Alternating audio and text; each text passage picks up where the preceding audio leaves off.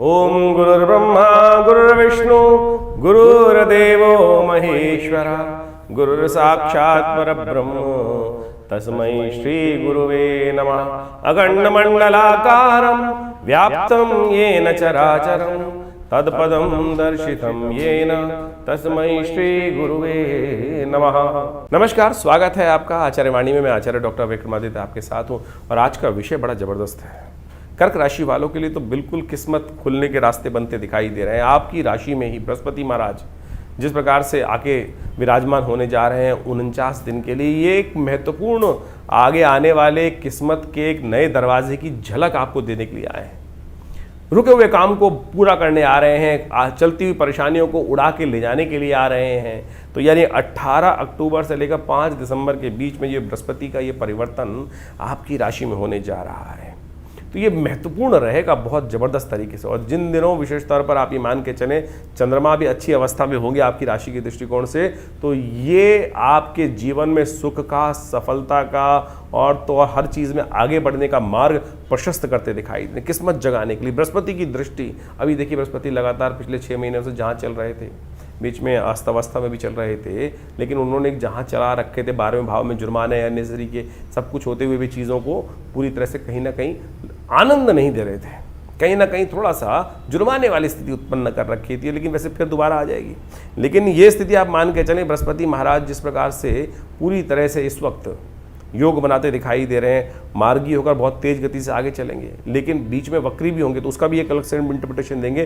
तो ये जो अवस्था बृहस्पति की रहने वाली 18 अक्टूबर से 5 दिसंबर तक के लिए 49 डेज के लिए, तो आपकी राशि के दृष्टिकोण से ये मान लीजिए मान सम्मान वृद्धि हर चीज़ के लिए अच्छा, भाग्य से, बुद्धि से, कई प्रकार से आपकी राशि के दृष्टिकोण से उन्नति के योग बनाते दिखाई देंगे। ऐसे में बाकी ग्रहों की अवस्था भी अगर आप समझ लें तो शनि पर भी बृहस्पति अंकुश लगाने का प्रयास करें। बृहस्पति बदल गए हैं, बृहस्पति आ गए हैं लग्न में, और आपकी राशि के दृष्टिकोण से देखें तो कहाँ देखेंगे, वो देखेंगे भाग्य पर भी। भाग्य में बैठे हुए शनि है, शनि ने भाग्य को लुपलुपा रखा था।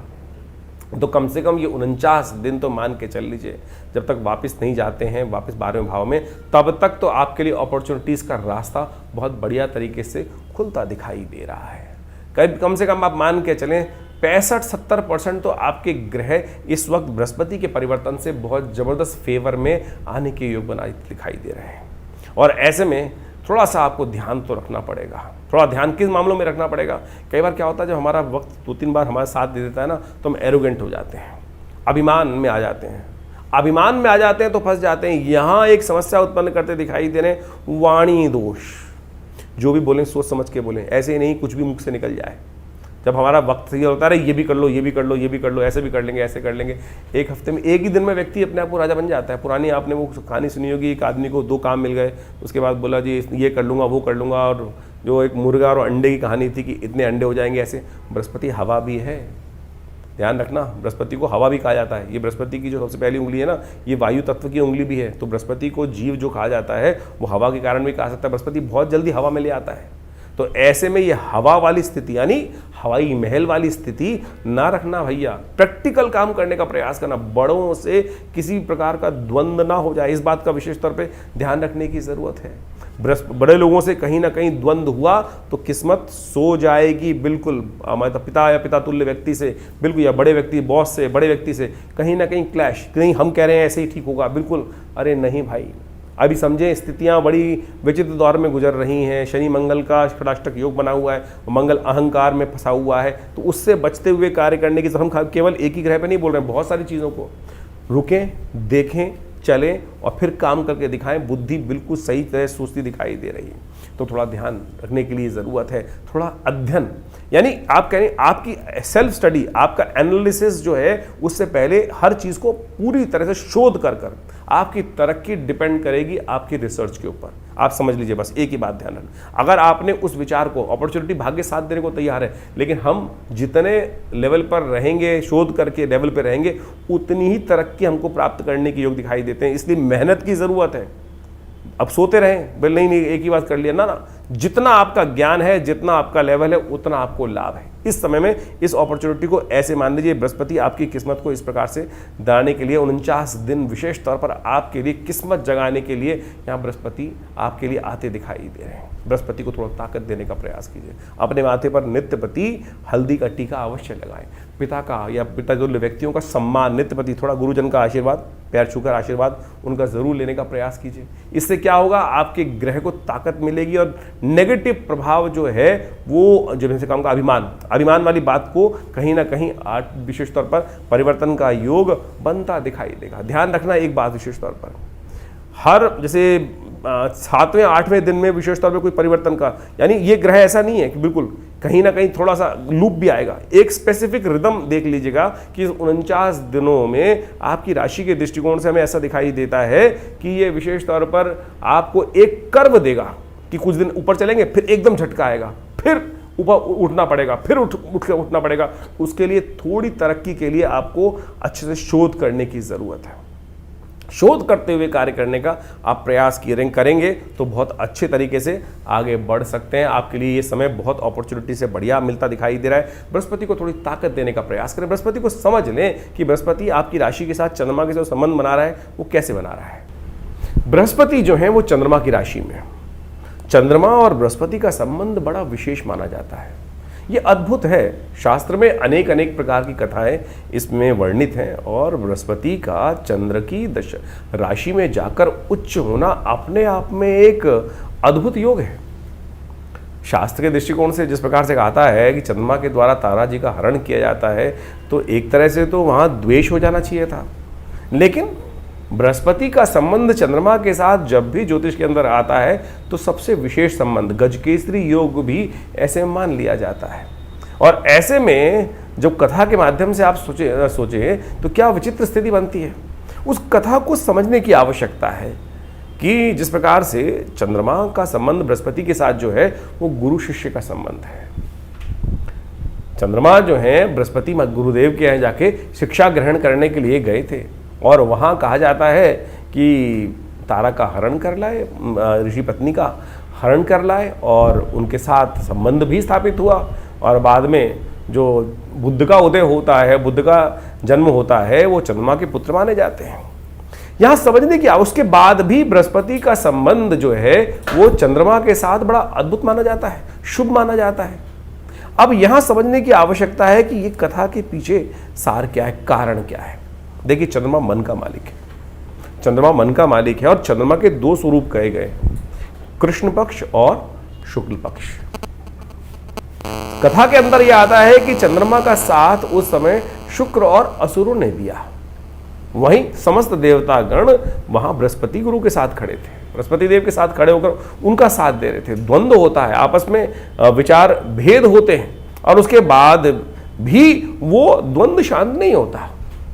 बाद में ब्रह्मदेव स्वयं बीच में आते हैं और वो सब चीज़ों को ठीक कराने की व्यवस्था बनाते हैं।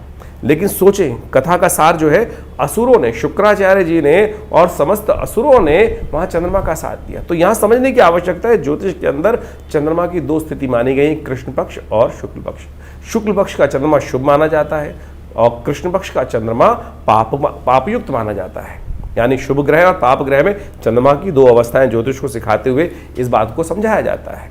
तो जब चंद्रमा, आज भी चंद्रमा पीड़ित जब होते हैं, जब कृष्ण पक्ष में चले जाते हैं और जो देवताओं के साथ जुड़ जाते हैं, शुक्ल पक्ष में जुड़ जाते हैं, तो शुभ हो जाता है चंद्रमा। ज्योतिषी गणनाओं के अंदर सबसे पहला चैप्टर कहा जाता है, जब जो ग्रह शुभ हैं और अशुभ हैं, चंद्रमा जो कृष्ण पक्ष का होगा वो शुभ होगा। यानी आज भी चंद्रमा पीड़ित हो जाते हैं, चंद्रमा पापयुक्त हो जाते हैं जब वो कृष्ण पक्ष में जाते हैं। तो ये है वास्तविक तौर पर संबंध कि चंद्रमा, अब आपकी कुंडली में आपको देखना पड़ेगा कि आपका जन्म जो है वो किस अवस्था में हो रहा है, कृष्ण पक्ष में हो रहा है, शुक्ल पक्ष में हो रहा है। तो ये उसके अनुसार व्यवस्था समझेगी। चंद्रमा आपकी कुंडली में शुभ, कई बार मन ही तो मनेव बंधन कारण मोक्ष शास्त्र कहता है ना, तो मन के कारण से ही तो समस्या उत्पन्न होती है।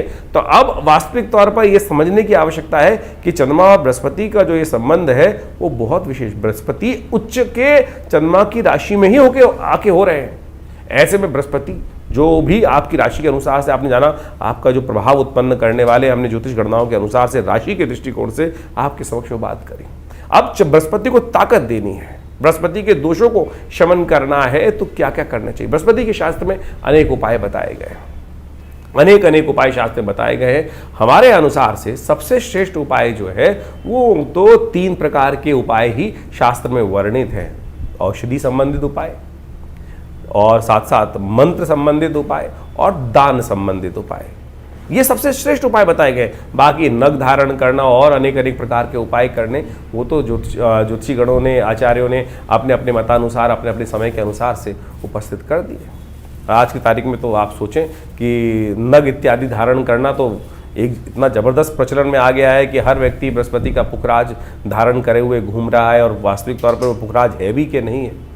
आमतौर पर जो पुखराज धारण करके घूमते हैं उसमें कहीं ना कहीं जाला आता है, और किसी व्यक्ति से बोल दो कि भैया जाला वाला पुखराज पहन रखा है, तो खट से वो क्या कहेगा, एक ही बात कहता है कि बिना जाले वाला यदि पुखराज होगा तो बहुत महंगा हो जाएगा, बिना बादल वाला रत्न का दोषी सबसे पहले वही माना गया है कि भैया कोई दाग धब्बा बादल किसी प्रकार का उसके अंदर बुलबुला नहीं होना चाहिए। और आमतौर पर सुनार ये कहता है कि पुखराज की पहचान ही जो है वो अंदर बादल वाला होता है। अब उसने भ्रांति किस प्रकार से उत्पन्न करी, तो वो आप समझने की आवश्यकता है।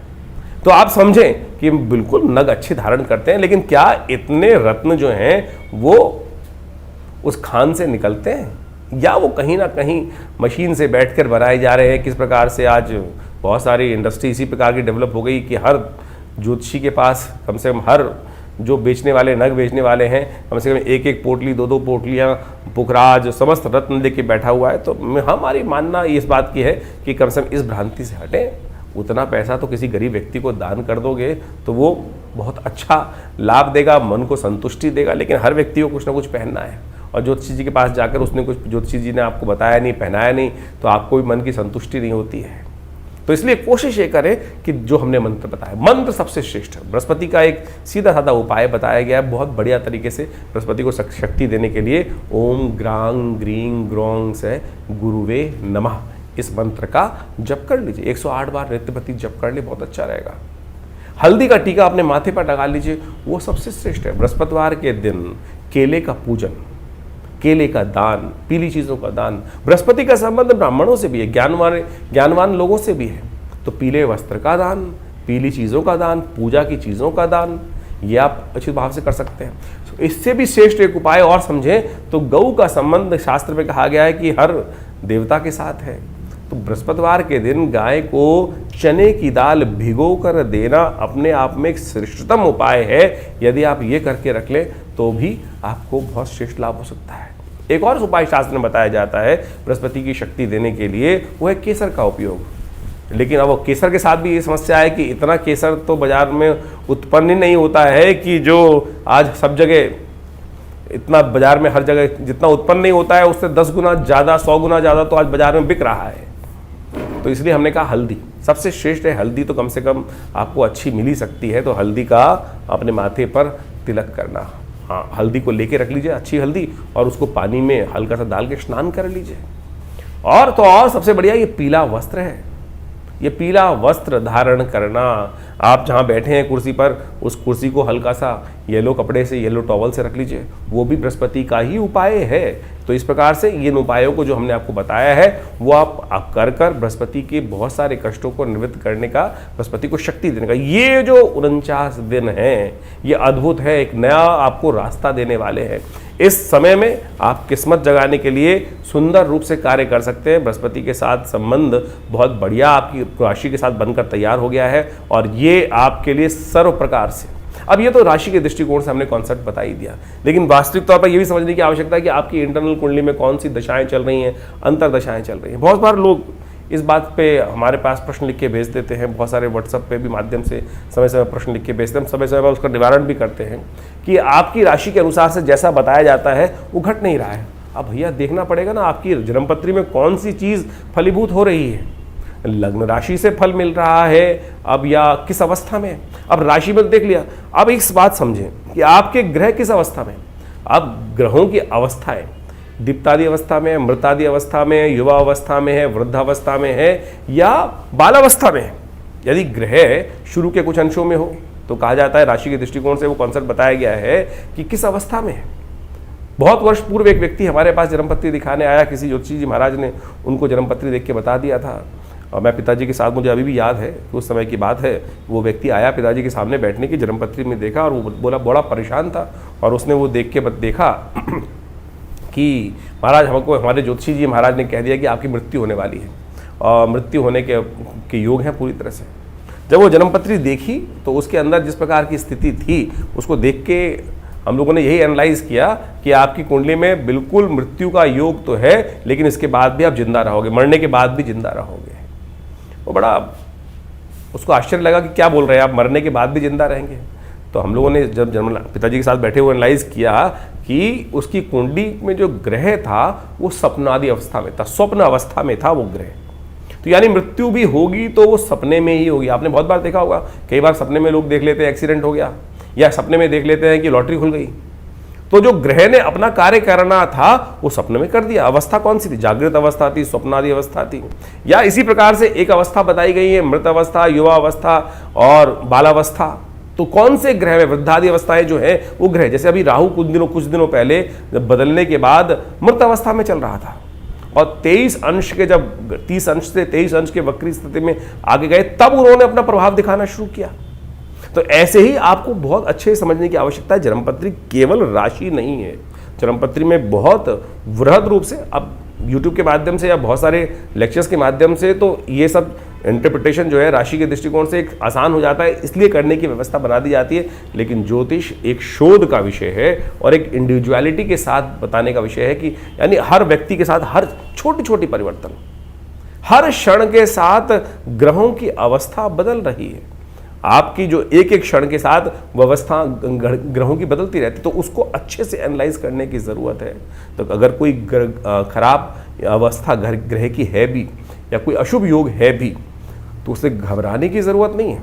बहुत सारे लोग घबराने की बात कर देते हैं कि किसी ने बता दिया कि अशुभ योग है तो बस ये घटेगा। अरे नहीं, उसको बदलने के लिए कर्म है ना, कर्म से ही तो वो दुर्भाग्य या सौभाग्य बना है और कर्म के द्वारा ही वो समय को परिवर्तन करने का रास्ता बना सकते हैं। तो ज्योतिष एक प्रत्यक्ष विज्ञान है और उसको बहुत अच्छे से शोध करके चीज़ों को करने की आवश्यकता है। और कई बार बड़ा दुख इस बात पे होता है कि हम जब देख लेते हैं चीज़ों को और उसके बाद भी व्यक्ति को बता देते हैं और व्यक्ति बदल नहीं पाता चीज़ों को, तो यानी या तो विश्वास नहीं होता उसको, और विश्वास होगा बता भी देंगे तो वो समस्याओं को ठीक नहीं कर पाता है। तो कोशिश ये करें, आप वास्तविक तौर पर ज्योतिष के विज्ञान को सही से समझकर उसके एनालाइज करने का प्रयास करें। कटाक्ष तो कहीं भी हो सकता है, कटाक्ष तो लगातार कहीं ना कहीं किसी अवस्था में कर सकते हैं। लोग तो आज की तारीख में मेडिकल साइंस में बहुत सारी चीज़ों पे है ही नहीं, कुछ भी करने की भी बात कर देते हैं। हर चीज़ का कुछ ना कुछ प्रभाव है, तो आप सब उसको अच्छे से एनालाइज करके चीज़ों को समझने का प्रयास करें। हमने ये सारी ग्रहों की अवस्था विवेचना आपके समक्ष रखी है और उन सब चीज़ों को सही से कर आप अपने ग्रहों को परिवर्तन की तरफ बहुत सुंदर तरह से ले जा सकते हैं। तो ये जो 49 दिन पुनः समझ लीजिए आए हैं, एक अद्भुत योग लेकर आए हैं। दिवाली के दिनों में ये सुंदर योग बनकर तैयार हो रहा है और दिवाली के बाद खुलकर आपके पास समय है अपनी जो चीज़ें खराब हुई कई कारणों से उनको ठीक करने का समय है। तो इसमें बहस मुबाहिसे में इस चीज़ को बर्बाद न करें, सही से चीज़ों को समझकर पूरी तरह से अपने अनुसार चीज़ों को समझकर आप कार्य करने की व्यवस्था बनाएं। हर चीज़ में अच्छाई भी है, हर चीज़ में कुछ ना कुछ बुराई भी है। जो बुद्धिमान व्यक्ति होते हैं उनको ठीक करने का रास्ता बना लेते हैं और अपने जीवन में चमत्कार। बड़े भाग्य मनुष्य तन पावा, बड़े भाग्य से मनुष्य तन प्राप्त हुआ है। तो इस समय को एक एक क्षण को हमको यूटिलाइज करने का प्रयास करना चाहिए। जो समय भाग रहा है, घड़ी भाग रही है ना, इसमें एक भी समय व्यर्थ ना गंवाएं। यही सोच के गड्ढे में फंस गए, किस्मत खराब हो गई। अरे नहीं, किस्मत खराब हुई। बुलंद किस्मत को बदलने के लिए केवल विश्वास चाहिए, सही आशीर्वाद चाहिए, सही दिशा चाहिए। चलिए उठिए, परिवर्तन का समय है, परिवर्तन करके देखें, परिवर्तन होगा आपके लिए। आप स्वयं परिवर्तन करके दिखा सकते हैं संसार को।